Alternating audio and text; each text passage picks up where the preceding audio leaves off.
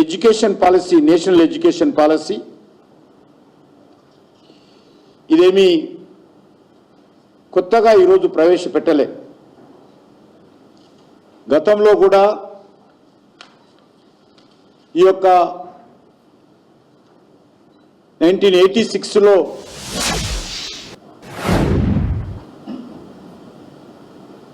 New education policy ఆ రోజు కాంగ్రెస్ హయాంలో డిఎంకే మిత్ర పార్టీ అయినటువంటి ప్రభుత్వం ప్రవేశపెట్టినప్పుడు ఆ రోజు ఏమాత్రం డిఎంకే వ్యతిరేకించలేదు.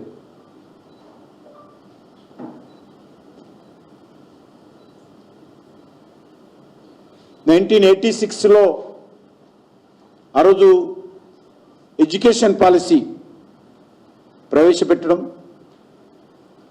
ఈరోజు 2020లో నరేంద్ర మోడీ గారు తీసుకొచ్చినటువంటి న్యూ ఎడ్యుకేషన్ పాలసీ విషయంలో ఒకసారి పోల్చి చూసినట్లయితే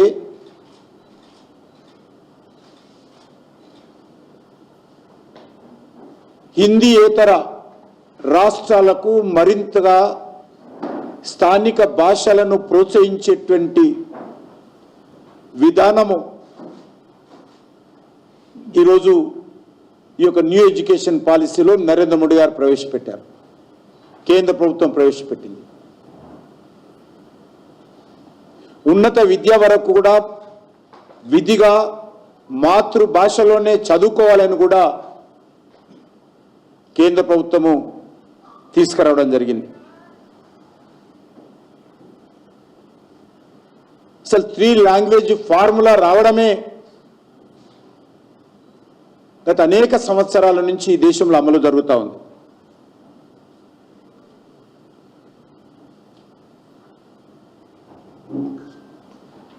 త్రిభాషా సిద్ధాంతం ఏదైతే ఉన్నదో బ్రిటిష్ కాలం నుంచే ప్రారంభమైంది, కొత్తగా నరేంద్ర మోడీ గారు ప్రవేశపెట్టలేదు.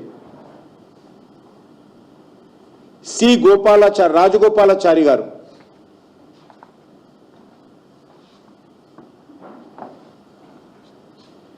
త్రిభాషా సిద్ధాంతానికి ఆయననే ఆలోచన విధానంతో ఈ సిద్ధాంతం రావడం జరిగింది. 60 దశకంలోనే వారు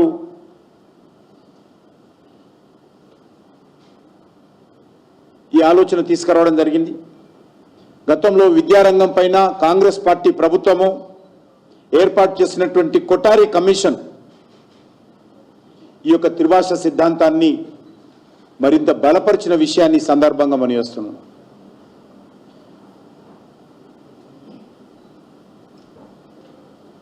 ఇవన్నీ కూడా డిఎంకు తెలియనిది కాదు.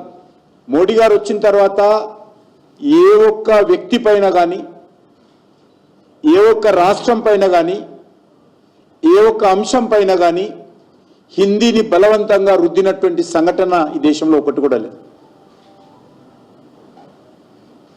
అది కాకుండా ఖచ్చితంగా మన మాతృభాషలోనే మనమందరం చదువుకోవాలని యావత్ దేశంలో ఉన్నటువంటి అన్ని ప్రాంతీయ భాషలను, మాతృభాషలను ప్రోత్సహించాలని నిర్ణయించినటువంటి మొట్టమొదటి ప్రభుత్వము నరేంద్ర మోడీ గారి ప్రభుత్వం.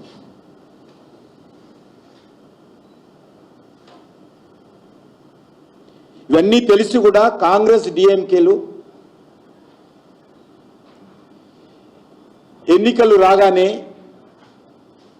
ఈ రకమైనటువంటి తప్పుడు ప్రచారానికి, విష ప్రచారానికి, బురద జల్లేటువంటి ప్రయత్నానికి తెర లేపుతూ ఉంటారు. ఇప్పుడు ప్రవేశపెట్టినటువంటి 2020 న్యూ ఎడ్యుకేషన్ పాలసీలో బలవంతంగా ఎవరి మీద కూడా ఏ భాషను రుద్దేటువంటి అవకాశం లేదు.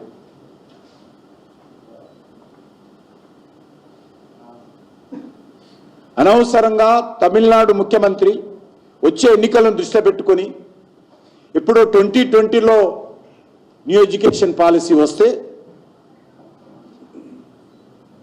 2025లో తమిళనాడు అసెంబ్లీ ఎన్నికలకు ముందు ఈ అంశాన్ని రాద్ధాంతం చేస్తూ ఆల్ పార్టీ మీటింగ్ పెడుతుండంటే ప్రజలు అర్థం చేసుకోవచ్చు. ఇది శాసనసభ, తమిళనాడు శాసనసభ ఎన్నికల సందర్భంగా డిఎంకే పార్టీ లేవనెత్తినటువంటి ఎన్నికల ఎత్తుగడ అనే అంశాన్ని సందర్భంగా మనం చేస్తున్నాం.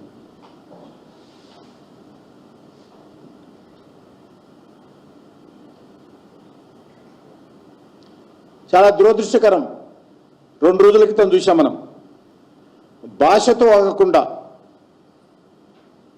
ఒక తమిళుడు రూపొందించినటువంటి ఒక రూపాయి డిజైన్ లోగోను కూడా డిఎంకే ప్రభుత్వం మార్చింది.